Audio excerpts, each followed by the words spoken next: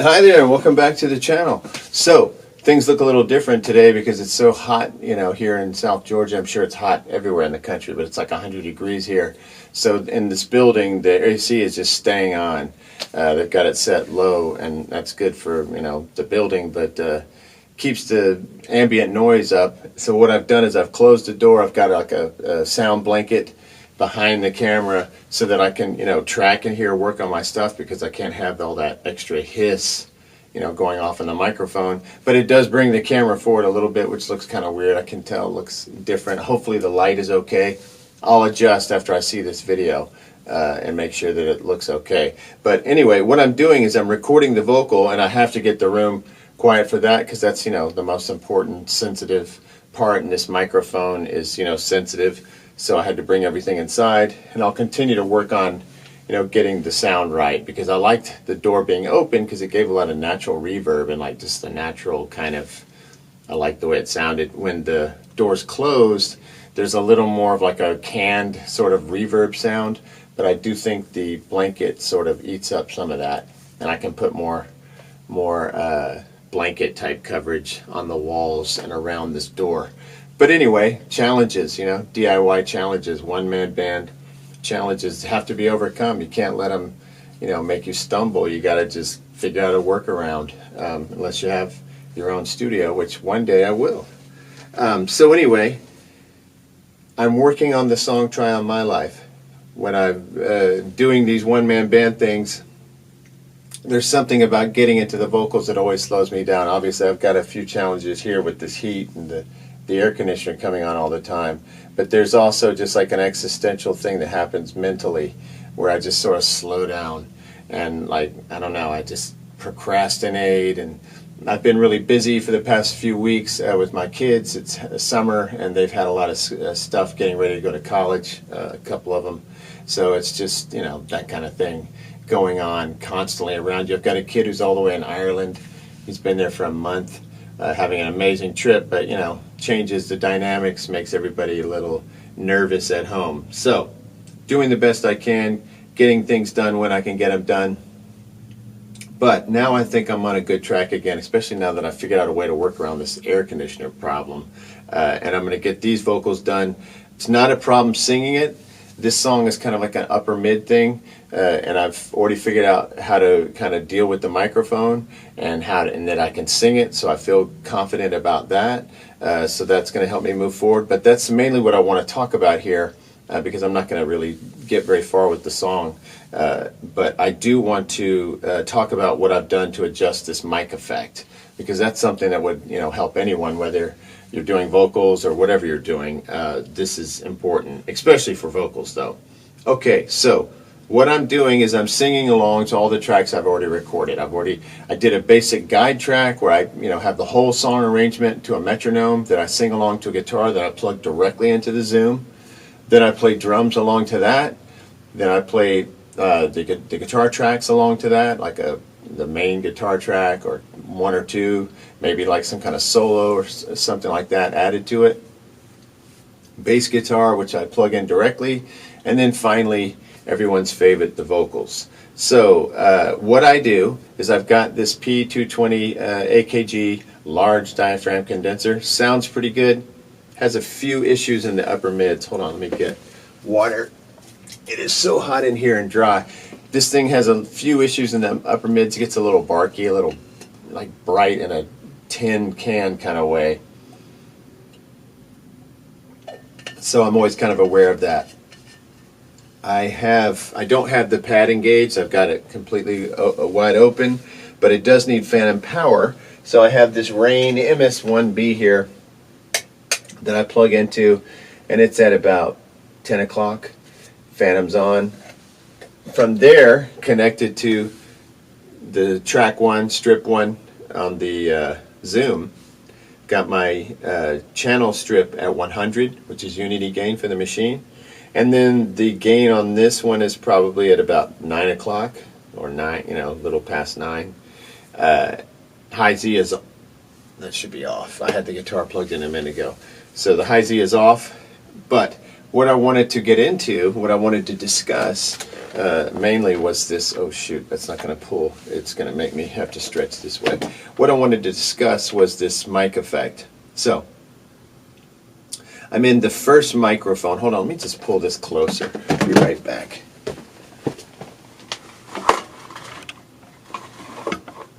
Yeah, that's closer. That should do it. Okay, so now I can move the machine into my lap. There. Okay, so if you go up to your effect button and punch that, the first one, let me see, the algorithm, it's called mic. There's also dual mic. We're just looking for mic. And I've gotten to where this is the only one I'm using now. I don't know what other people think about these mic effects, but mic 1 is the safest for me. The other ones do things that I don't like.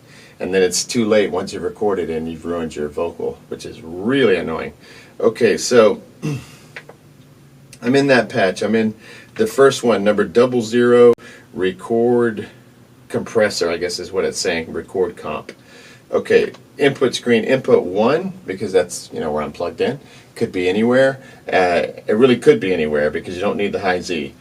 Sometimes with guitar you want to go into this one because of the high Z, guitar or bass. Okay, so you just need that extra little millivolt. Here you don't need that extra gain. Alright, so now this is important. Typically you would just plug in and go, but what I'm going to do is edit.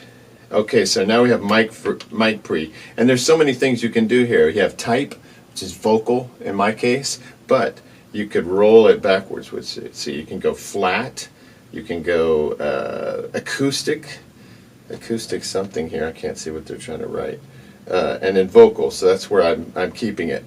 Now, typically this tone, this is the important part, because I have this kind of upper mid wonkiness with this microphone, I don't need like the brightest like extra tone that they're offering here, and they got this tone thing set at 10 typically. I rolled mine all the way down to 3 just to get that kind of mechanical sound out of the microphone. And then the level I think is typically at 41, and I brought mine, 44, I brought mine down to 41. De-esser's at 4. Okay, the 3-band EQ is off, but I could turn that. I can't turn it off. It's just off on this mic. Any kind of delay is off. Patch level is 26. ZNR is 12. Typically, I would mess around with this ZNR and change that, but because I really like this thing, I'm not going to mess with it. I don't love noise reduction, but the Zoom has a way of making these things work. They know what they're doing, and so I don't try to mess with it because I don't know what I'm doing as well as they do. Okay, so now, I do a lot of tweaking on the machine, but ultimately there's something that the way this works is if you kind of just ride with what they offer, it sort of works better than trying to do your own thing sometimes. Okay, so let's see, on the compression, it's just your basic 424. The threshold is 4, ratio is 2, attack is 4, level is 82. But yeah, I find this really useful to be able to go in here and edit this. Makes a huge difference because you can go from having something that's, it's okay, to getting something that really sounds pretty decent. And what I've got so far here is pretty decent, the sound of it at least. I'm happy with that. And so let me just show you some of the mechanics of trying to do this vocal. The other thing is that some of the time, you have proximity effect. So the closer you get to a microphone, the kind of woolier or woofier it gets, you get more bass. But you also get kind of that woofier, woolier sound. Trying to avoid that, obviously. But with my voice, the way my voice is kind of wired, and I sing a lot of like kind of high upper mids, like alto singer, past tenor. I try to push into the higher realms, and it can get a little screechy. My whole family, the West Texas side, we got Central Texas and West Texas is what I'm made of. And on the West Texas side, they had like really high kind of like screechy voices. And I remember thinking, man, those voices will rip your eardrums out. And I've got one, so you have to be careful with it because it can get very screechy when you're pushing either out of your range or trying to go for it. It can, And so the microphone picks this up, and this mic seems to enhance that. So what I do to get around it, obviously I've got my windscreen here, but but I'm coming way off this thing, like way off further than I usually would. So we talk about, I just mentioned proximity effect. If you're like on stage with like a Shure SM57 or something, you get as close as you could to that thing and just like bite it. But in the studio, you might be all the way back here, way back here, trying not to cause any distortion or peaking. Because as I was setting up, I'm looking down and everything looks okay over here. Like you look at your master and you're not peaking here, and maybe the channel strip is okay. But if you see that little peak light right above your channel, if you see that thing go off, you've distorted. And it's just, it ruins everything. So I'm recording this at a much lower signal than I ordinarily would, out of lack of confidence that I'm not going to peak with this kind of style. I'll show you in a second how I'm singing, just to give you an idea of what I'm up against as far as covering the frequency band and not peaking. Because like if I was singing really soft and low, I would want to sing as loudly as I could, or at least captured as loudly as I could, to keep that signal to noise ratio down. But in this case, if you turn it up at all, it just blasts and causes distortion. Okay, so let me just sing along to a few.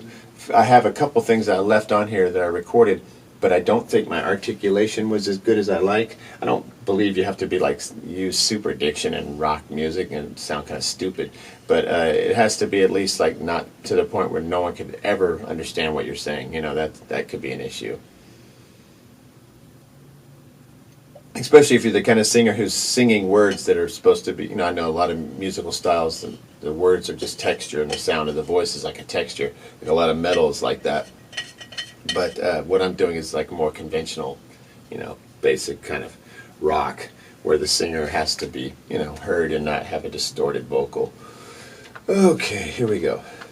Blah. 1, 2, 2, 2, 2, yeah, yeah, yeah. Try to lie still. I don't know if that was in key or not. But here we go. So you'll see what I'm trying to do here. Intro.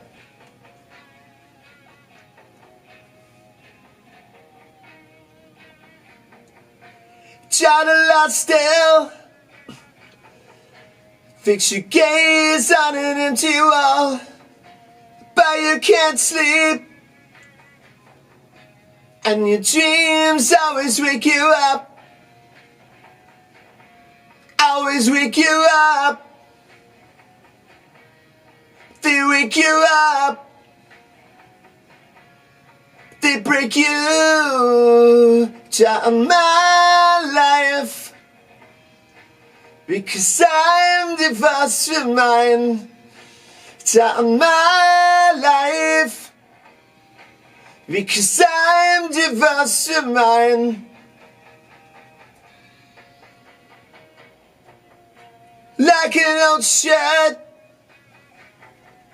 there's a place you can hang me up, in a dark space. Leave me there, 'cause I've had enough. I've had enough. Had enough. I've had it. Down my life, because I'm divorced from mine. Down my life, because I'm divorced from mine.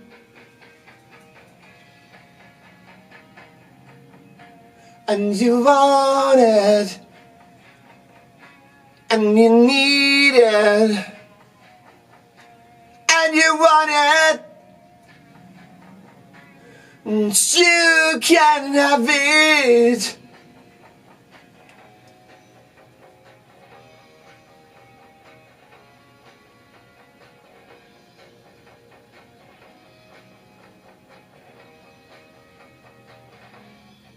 To my life, because I'm divorced from mine. To my life, because I'm divorced from mine. To my life, because I'm divorced down. Cha-on, my life. So it goes on, blah, blah, blah. It won't be exactly like that on the outro because I didn't know how many times I'd do it. Haven't gotten that far singing it. I've been working on singing just the first, the verses and the first choruses, and I was not hitting those choruses high enough on the first one. My life, like I had it's got a strain on it. So tonight's not the night, but you can at least see what I'm doing. That's what's happening, and so I will be continuing to do that and trying to get through this song, and then as soon as I bury this one, I'm moving over to the Exciter. And I've already tested that one as well, and I don't foresee any issues. Everything should be okay. I mean, it'll have its challenges, but now that I've gotten around this kind of room problem with this AC, I feel I can get back in here even if it's hot. I'm already like sweating, and the camera is closer. I like it when it shows the room better, you know, but it'll at least work, hopefully. All right, so I don't know what everyone else is doing out there, but hopefully making good progress, not getting stuck in any existential vocal crises or any other problems, heat-related or whatever it is. Hopefully, it's been so many sad stories in the news. Hopefully everybody's out there doing okay with everything that's been happening, man. It seems like a bum out lately, you know, like sad things happening. But hopefully your projects are continuing to move towards fruition. I know it's challenging to record music, you know, either by yourself or to record other people. It's just hard. But I think the Zoom is cool because I still can't believe how much stuff I can get out of it, what I can do with it, and the quality of the output off just this little piece of plastic.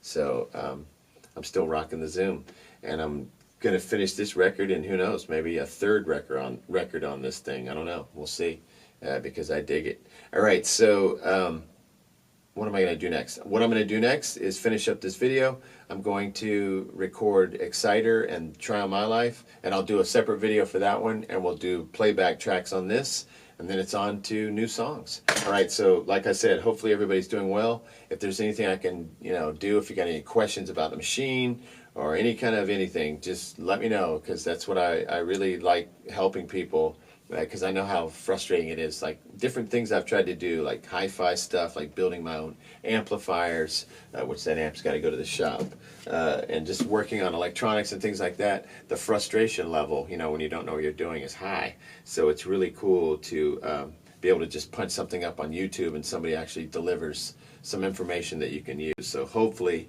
that's happening. All right, next time.